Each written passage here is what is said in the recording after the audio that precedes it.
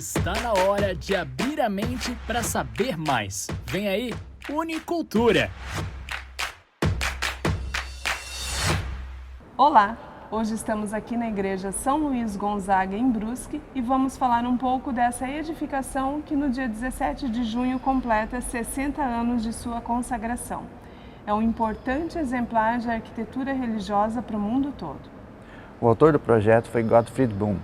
Ele veio diretamente da Alemanha para acompanhar as obras que estavam sendo feitas em Blumenau e veio a Brusque para desenvolver o projeto, para situar, entender o sítio, né, a localidade, e desenvolver o projeto para a construção da igreja. O Gottfried Buhm, ele foi vencedor do Prêmio Pritzker de 1986.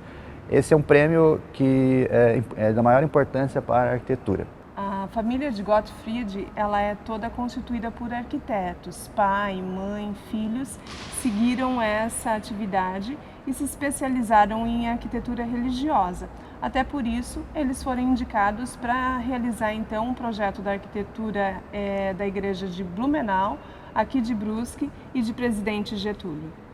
A família de Gottfried Buhm foi indicado pelo Papa Pio XI para vir ao Brasil fazer as edificações em Blumenau e aqui em Brusque, atendendo à reforma litúrgica que simplificava os ritos, a celebração das missas.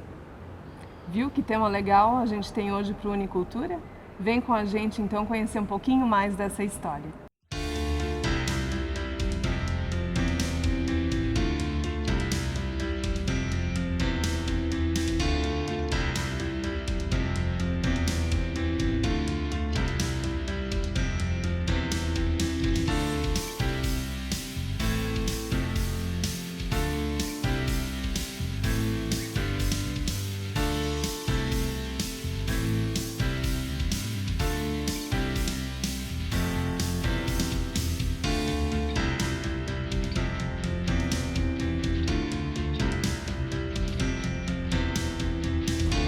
A gente está aqui com o padre Diomar Romanive. Obrigada por ter recebido a gente, para conversar um pouquinho a respeito da paróquia, da igreja, então São Luís Gonzaga. Nesse dia 17 de junho, então, a igreja ela completa 60 anos, é isso? Isso, É uma satisfação, poder partilhar um pouco da história desta igreja. De fato, nesse dia 17 nós celebramos 60 anos que essa igreja foi inaugurada, que é fruto do trabalho, da dedicação de tantas pessoas, tantas famílias que doaram sua vida e seu tempo para construir e agora para manter esse templo. É uma data especial, A gente veio aqui para falar a respeito dessa arquitetura, que é uma arquitetura representativa de um período, que trouxe tantas mudanças para a cidade. O arquiteto Domenikus Bo, junto com o Gottfried Bo, foram os responsáveis pela obra. Como é a simbologia? Como a gente poderia considerar os elementos arquitetônicos e no dia a dia da igreja?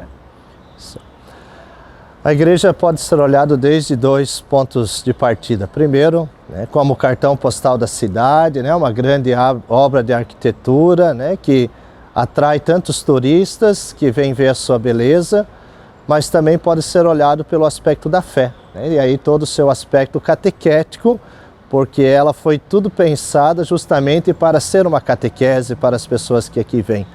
Desde a escadaria, que lembra a decisão de sair do mundo para subir ao céu, o fato de estar aqui numa colina, porque isso na Bíblia representa a montanha, o lugar de encontro com o Senhor.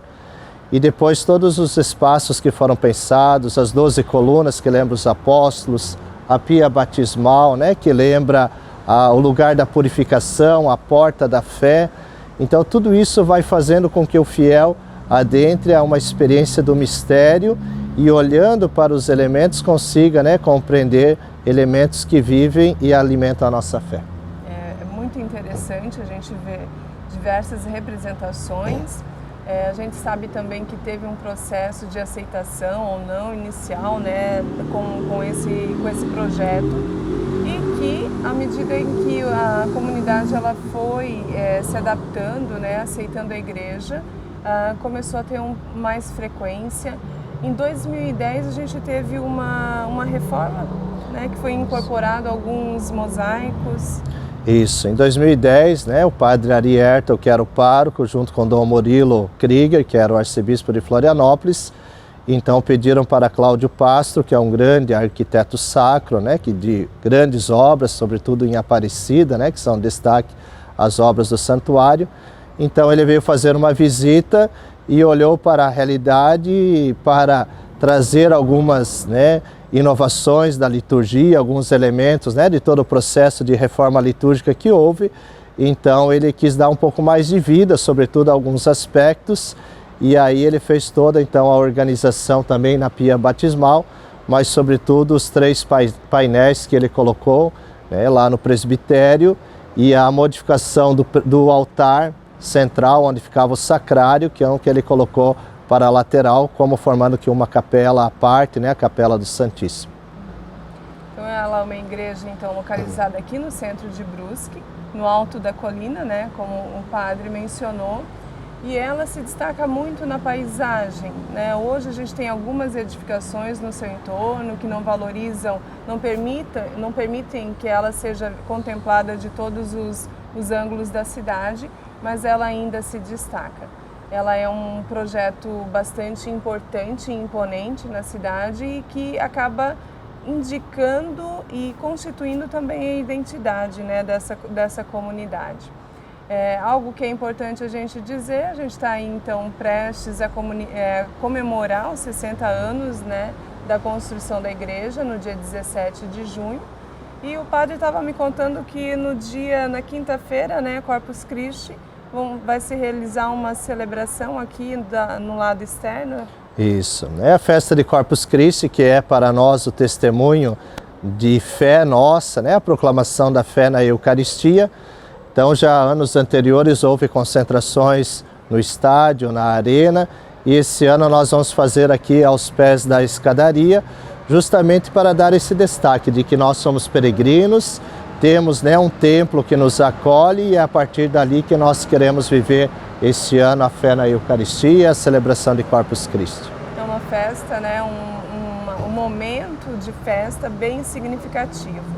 Então, com esses 60 anos da construção dessa igreja, que ela é tão importante enquanto um projeto de arquitetura, mas também para consolidar a identidade religiosa dessa cidade que é Brusque. Obrigada, então, padre. Quiser usar as últimas palavrinhas? Agradeço a oportunidade, né? Essa igreja tem 60 anos, mas a paróquia, enquanto instituição, nós estamos preparando para iniciar o jubileu de 150 anos. Houve diversos templos aqui e com isso nós queremos mostrar, né, que a cidade de Brusque também cresceu em torno da igreja, né, e a fé que aqui foi celebrada, a pouco também foi se difundindo pelos bairros e, né, pelas pessoas que foram vindo à cidade, e continuamos vivendo esse processo, né, um processo de acolhida, de formação humana e espiritual, para que, né, um bom cristão seja também um bom cidadão. Que Deus abençoe, né, a todos. Estamos aqui com o arquiteto Ricardo Labi Moritz para falar um pouco mais da nossa igreja. O Ricardo, ele desde a faculdade, né, na UFSC, desenvolveu uma pesquisa com o Gottfried Bohm e chegou até a Alemanha para estudar o seu trabalho. Aqui em Brusque ele já presidiu o Conselho do Patrimônio Histórico por 2 anos seguidos, né? E ele pode falar um pouquinho mais sobre a nossa edificação, a construção, as características dela e a importância para a nossa cidade. Joia, Francisco. Queria primeiramente agradecer o convite e a oportunidade de estar falando sobre essa obra de tamanha importância aqui para o município, né? Na verdade, eu tive contato com ela, como tu falou, nas pesquisas que eu comecei na faculdade. Na época a gente organizou uma viagem para cá, orientada por um professor, e conhecendo tanto a igreja aqui em Brusque quanto a igreja lá em Blumenau, que são do mesmo arquiteto, a gente desenvolveu um interesse bastante grande por essa pesquisa de conhecer esse arquiteto e as arquiteturas, né, dele, e esse contexto das 2 obras nos 2 municípios, né? Principalmente por causa do destaque que a gente acabou né, descobrindo a respeito da obra dele e do próprio arquiteto, né, sendo premiado em 1986 como um prêmio Pritzker da arquitetura, que é considerado como um prêmio Nobel da arquitetura. Certo. Então, um reconhecimento mundial do arquiteto, do autor. E a gente com uma obra, né, dessa aqui em Brusque, de grande relevância, de grande qualidade, de grande importância, como também a gente tem aqui na cidade vizinha, em Blumenau também, uma obra também da mesma importância, mesma envergadura como essa obra aqui em Brusque. Sobre a construção, né, as características da obra, o que pode... a pessoa, o nosso cidadão que não entende talvez da construção em si, né, da arquitetura, como é que ele pode perceber essa edificação, a sua importância? Alguns elementos, né, que a gente pode trazer, tanto por uma parte, né, da obra do arquiteto em si, do repertório dele, e dos contextos, né, que se inserem em relação à região, ao município. Um dos elementos mais significativos em relação à obra dele é a primeira fase do Gottfried, mas com ainda a influência do pai, porque na verdade digamos assim, o contrato de serviço dele no momento foi através do pai dele. Entendi. Que já no período que a obra foi construída, ela iniciou geralmente ali pelo ano de 1952, foi terminar lá em 62, né?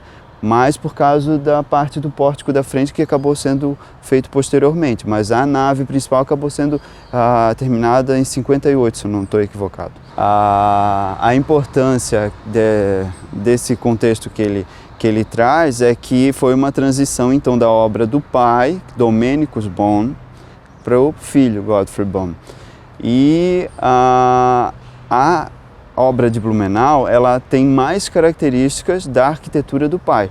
Lá tu vai ver o corpo monolítico mais do bloco principal da igreja e a torre sineira já independente, né, separada do corpo principal da igreja. Aqui tu já vai ver um contexto bem diferente até da própria obra do autor, que é o quê? O campanário incorporado ao corpo da igreja. Entendi. Isso já é uma característica exclusiva dessa obra dele e já digamos assim, da tendência da linguagem que o Gottfried vai adquirir. Um dos elementos principais da leitura do arquiteto é principalmente a racionalidade da estrutura que ele adota com elementos das arquiteturas historicistas, principalmente do gótico. O Domênicos, o pai dele, ele vai ter mais uma linguagem voltada do românico. Aquela é mais uma igreja mais fechada, mais escura, com menos abertura. Ele já vai adotar mais, talvez...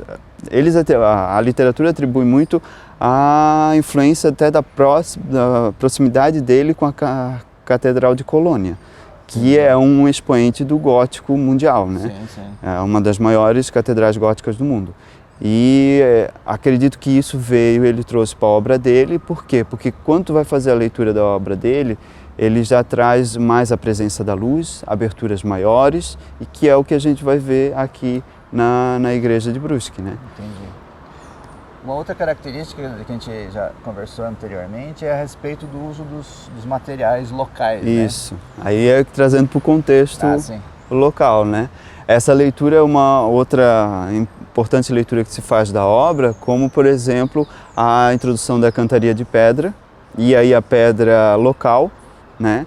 Que isso o arquiteto ele frisava muito como sendo uma oferta da população local, da região, para Deus, e isso refletido no trabalho, no árduo trabalho da cantaria de pedra, né? Que foi executado na igreja. E além disso, elementos outros como o concreto aparente, que é bastante tradicional na obra tanto do pai quanto do filho, né? As estruturas bastante racionais, elas são, né, tu tens uma leitura clara do posicionamento dela, das distâncias, a formação das 3 naves, né, principais da igreja, que são tudo leituras desse contexto de linguagem do período do pós-guerra na Europa, né, com a reconstrução europeia, produção de estruturas mais baratas, né, e que vai casar com o contexto, então, aqui, né, da região sul do Brasil, em desenvolvimento, né, as cidades ainda tudo pequenas, né, de poucos recursos, mas que vão se adaptar, né, essa situação da economia da estrutura e da proposta de arquitetura com a situação aqui no sul do Brasil também, nas duas cidades, e aí ser possível das duas comunidades bancarem uma obra desse tamanho, né? Os teus tempos ali de presidindo o Comupa, divulgando a questão do patrimônio da cidade, a tua percepção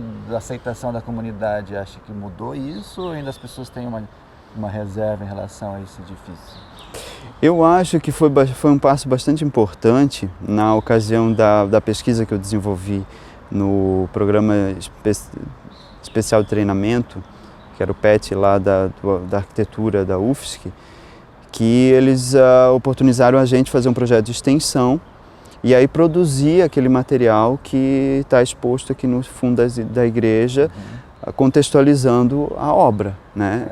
Quem é o arquiteto, quais as dimensões, quais as características da obra, né? E isso dali eu acho que deu uma divulgação bastante relevante para a comunidade saber da importância, né, da obra que ela tinha. E aí, claro, né, subsequente vem a valorização para a própria obra, né?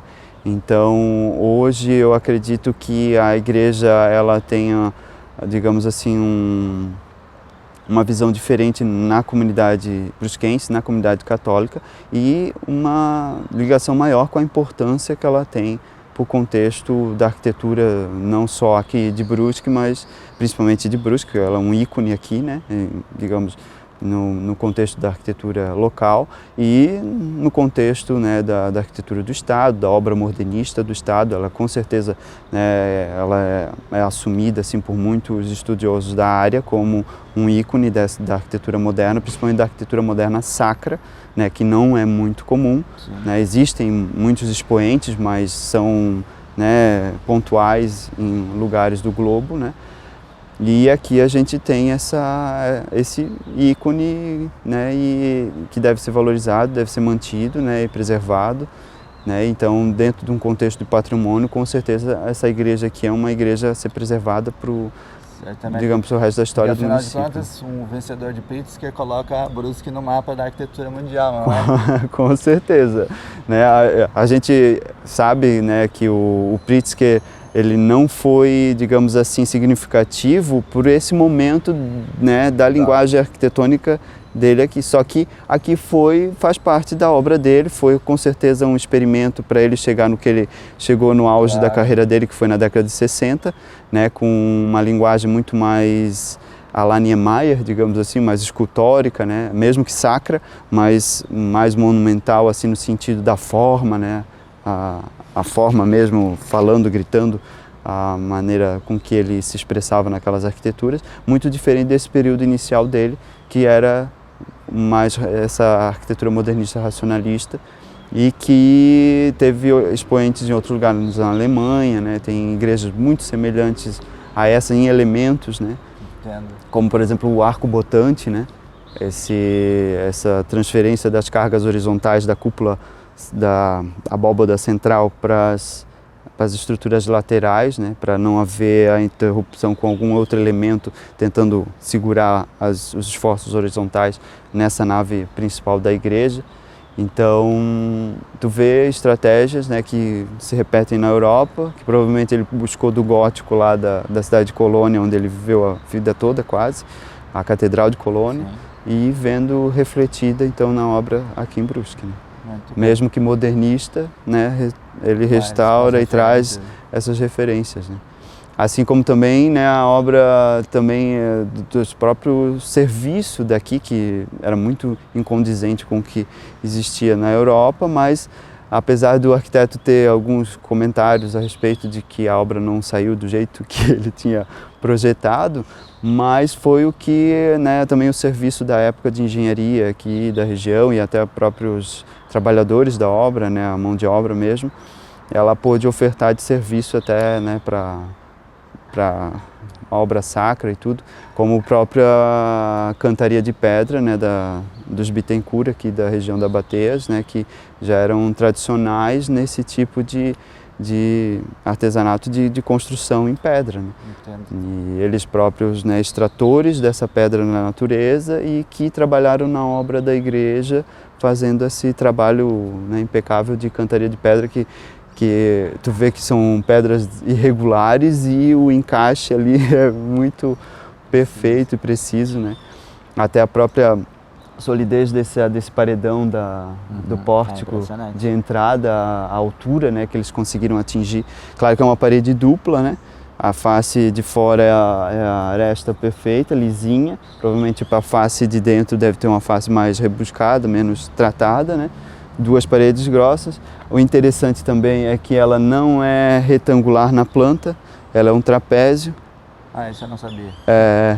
É um trapézio justamente para aumentar a perspectiva, a noção de perspectiva e de profundidade dessa entrada, porque um dos grandes atrativos, eu acho, da obra aqui de Brusque é justamente essa monumentalidade que ela vai, né, chamar o público lá no meio da cidade, no centro, para vir para esse ambiente litúrgico, né, sacro, através dessa passagem que o pórtico proporciona. Tanto o chamamento dos sinos, né, nos campanários, quanto a escadaria, né, aquele processo de espiritualidade, de entrar num ambiente espiritual, né, e esse pórtico trabalha um pouco disso. A própria orientação da igreja, né, leste-oeste, e aí a entrada da luz, principalmente da manhã, por esses vitrais frontais, né.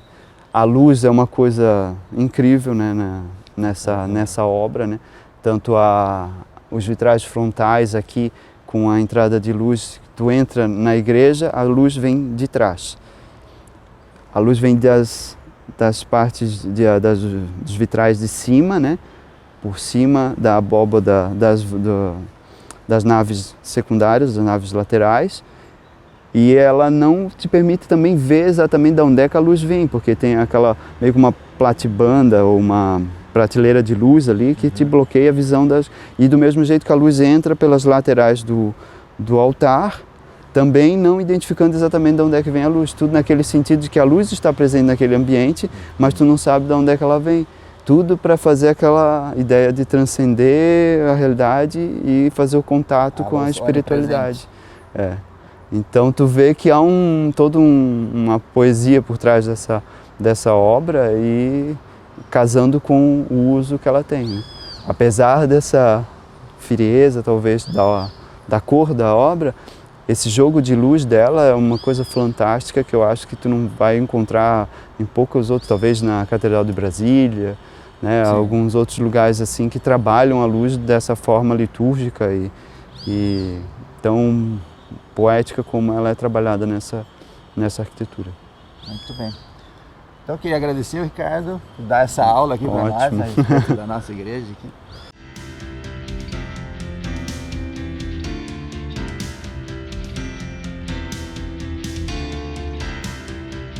Esse foi o Unicultura de hoje. Esperamos que tenham gostado. Até o próximo.